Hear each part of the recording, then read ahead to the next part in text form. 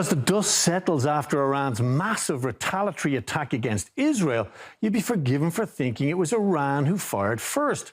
Well, at least listening to Western leaders, you would. I utterly condemn this attempt by the Iranian regime to harm innocent Israelis, to escalate this incredibly dangerous situation and push the region ever closer to the brink. It cannot be tolerated. We stand with Israel and we recognise her right to self-defence in the face of this aggression. I'm clear-eyed. Iran is a destabilizing, dangerous force in the Middle East, and today's attack on Israel only further demonstrates that fact. Iran is risking setting the entire region on fire. This must be prevented at all costs. Hezbollah and Iran must immediately stop their attacks on Israel. Iran's strikes targeted the Mossad headquarters, along with 3 military bases which stored fighter jets and tanks, and only 1 person was killed. Meanwhile, in Gaza alone, strikes have killed over 40,000 innocent civilians.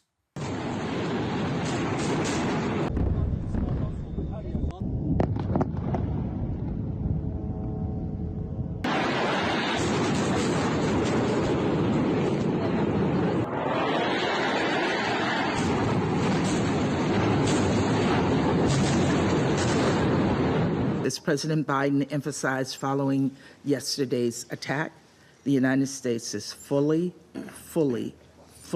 supportive of Israel. Our actions have been defensive in nature. Let me be clear. The Iranian regime will be held responsible for its actions, and we strongly warn against Iran or its proxies taking actions against the United States or further actions against Israel. But it seems Israel's Western partners' a la carte attitude to the right to defend yourself only applies to their ally Israel, while Iran, Lebanon and Syria only get to be targets. And again, it seems obvious that even when the Israelis strike first, they get to play the victim when struck back. And of course, yet again, they up the ante. We have the capabilities to strike any point in the Middle East.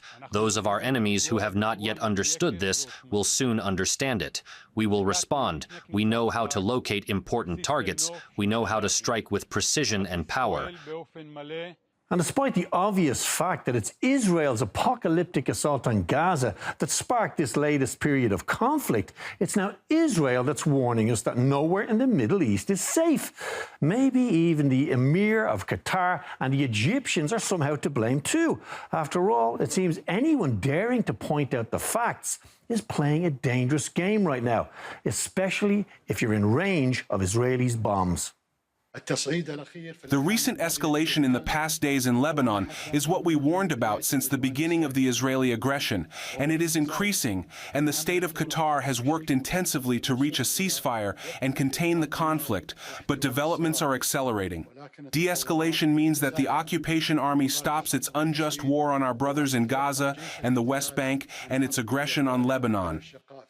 The cabinet also stressed the utmost danger that unilateral escalatory steps by Israel could lead the region to slip into more dangerous developments, which could lead to a comprehensive regional war that would destabilize the entire region and cast a negative shadow over the security of the entire region, something Egypt has repeatedly warned against. Perhaps the escalation of events yesterday heralds a dangerous turning point and confirms the need for the international community and influential powers to intervene to work on an immediate ceasefire, to stop the bloodshed and preserve the security and capabilities of the region. So, if you thought Western hypocrisy over Israel's mass killings in Gaza couldn't be topped, maybe it's time to think again, as it now seems that even defending yourself against Israeli aggression is a big no-no in the West. And while Tel Aviv can do what it likes to who it likes with absolute impunity, it seems the victims have to sit on their hands and take their punishment.